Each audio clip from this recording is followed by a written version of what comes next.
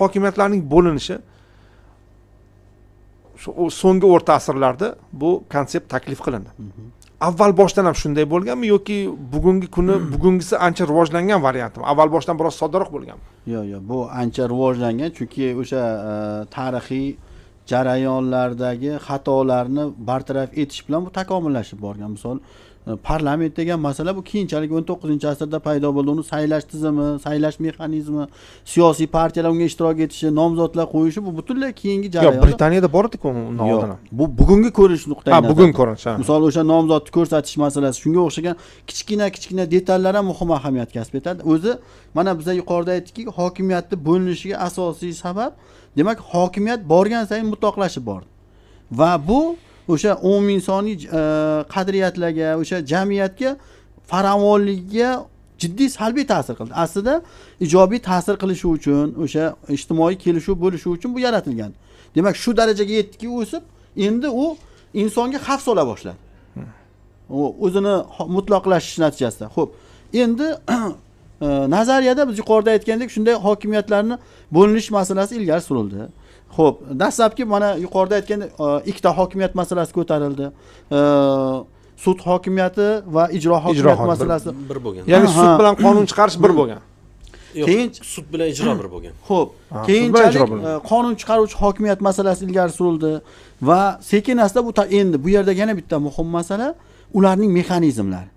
O'shani nazariyada nazariyotchilar orzu qilgan narsani amalda isbotlash masalasi, amalda natijadorligini ta'minlash masalasi yanada murakkablashdi va dastlabki mana shunday hokimiyatlarning bo'linishi Amerika Qo'shma Shtatlarida o'zini jiddiy natijasini bera boshladi. Men shu Amerika Qo'shma Shtatlarida Hamidulla aka misol o'sha mana Vashingtonlarni va mana shunga o'xshagan o'sha buyuk Amerikani yaratuvchilarini haqiqatan ham ular juda o'sha siyosiy bilimlarga, undan tashqari o'sha real o'sha siyosiy bilimlarni real hayotda ishlashiga jiddiy e'tibor qo'ygan va jiddiy tamal toshlarni qo'yib ketganda. Mana bu jihatdan ular muhim. Mana Benjamin Franklinni oladigan bo'lsak, aslida olganda bu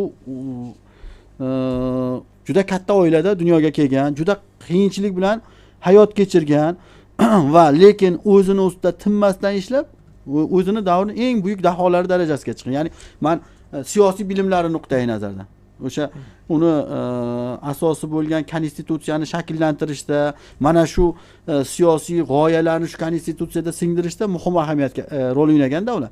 Va bu boshqa davlatlar uchun mana shu orqali keyin Amerika jadal suratlar bilan rivojlanishi boshqalar uchun o'ziga xos etalon vazifasini o'tadi. Ha, demak, muammo shunday ekan degan yondashuvlar paydo bo'ldi. Va lekin hali mana dunyoda 200 dan ortiq davlat bo'lsa, ma'lumotlarga qaraganda o'zi bor yo'g'i 140 ga yaqin davlat demokratik jamiyat qurish yo'lidan odimlaydi. Qolganlari hali ham misol o'sha monarxiya yoki absolyut monarxiya yoki ma'lum bir mutlaq hokimiyatga intilish tendensiyasi hali ham mavjud. Lekin mana shu Amerikaga, undan keyin Yevropadagi bir qancha davlatlarni tajribasi ko'rsatdiki va nazariyotchilar ham xuddi shunday xulosaga keldiki, aslida bularning taraqqiyotining o'zagi mana shu bilan bog'liq. Nafaqat o'sha o'ziga xos sanoat inqiloblari, shu bilan bir qatorda barqaror hokimiyat tizimining shakllanishi va bu hokimiyat tizimi jamiyatga xizmat qila olish mexanizmini shakllantirilishi ularni yutug'ini garovi sifatida namoyon bo'ldi. Radosh aka, bu yerda bir mening nazarimda, ya'ni ko'rsatuvning formatidan kelib chiqib qisqaroq tushuntirmoqchi bo'ladigan bo'lsak, hokimiyat bo'linishida insoniyat turli xil uslublarni qo'llab ko'rdi va birinchi tushungani hokimiyatni bir kishiga berish bu to'g'ri emasligi, bir kishiga berish. Hattoki salonlar tushungandi bu narsani. Masalan, Platon ham aytadiki, to'g'ri boshqaruv turi bu politiya, uning buzilgan ko'rinishi demokratiya. Biroz boshqacha. Hozirgi axlokratiyani. Umuman olganimizda, ya'ni hokimiyatni bir kishiga berib ko'rishdi, bo'lmaydi. Hokimiyatni parlamentga berib ko'rishdi bir nimada, ya'ni mutlaq hokimiyatni ko'pchilik diktaturasi vujudga keldi. Cromwellni olasizmi? Kim keyin nimadan keyin salondan kim bitta diktator keladi, hozir ismi esimda yo'q. Salondan keyin diktator keladi. ya'ni salonning qilgan nimalarini orqaga qaytaradi, islohotlarni. Va hokazo. Shuning uchun yoki bo'lmasa hokimiyat taqsimlanishida ijro hokimiyatining ustunligini berasizmi? Siz shaxs diktaturasini ham, institutsional diktaturani yoki masalan KPK diktaturasi deylik, qaysidir ma'noda. Hozirgi ko'rinish partiya diktaturasi. Kommunistik partiya diktaturasi. Hammasi diktatura.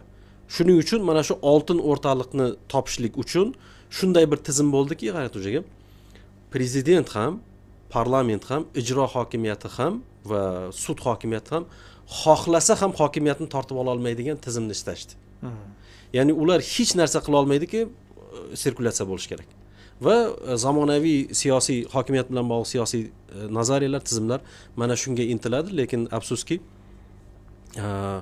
Markaziy Osiyo davlatlari hali biroz bor bu hokimiyat taqsimlanishiga. Ya'ni 70 yildan keyin chiqib kelamizda, ya'ni G'arbda bu narsa uzluksizligi ta'minlandi. Biz doim aytamiz-ku.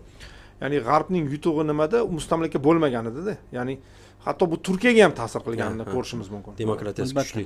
Chunki mustamlaka bo'lmaslik juda ko'p narsa berar ekan. Ya'ni mustamlaka nafaqat seni jismoniy resurslar nuqtai nazaridan ezib qo'yadi, u ruhiy sani ezib qo'yadi. Ya'ni senda o'sha nima deydi? Doim ikkinchi degan narsani miyaga o'tkazib qo'yar ekanki, mana hammasi Moskva uchun, faqat Moskva degan narsa Moskva xalqi bersin. Hatto 90-yillarda odamlar qiynalgan ham shu Moskva xalqi bermagani uchun-da. Ya'ni 90-yillar mustaqil bo'ldik. Lekin shunda ham aytiladi, ya'ni mustaqillik e'lon qilinganda hamma deputatlar chap echalmagan. Chunki bilib bo'ladimi ertaga nima bo'ladi degan narsa.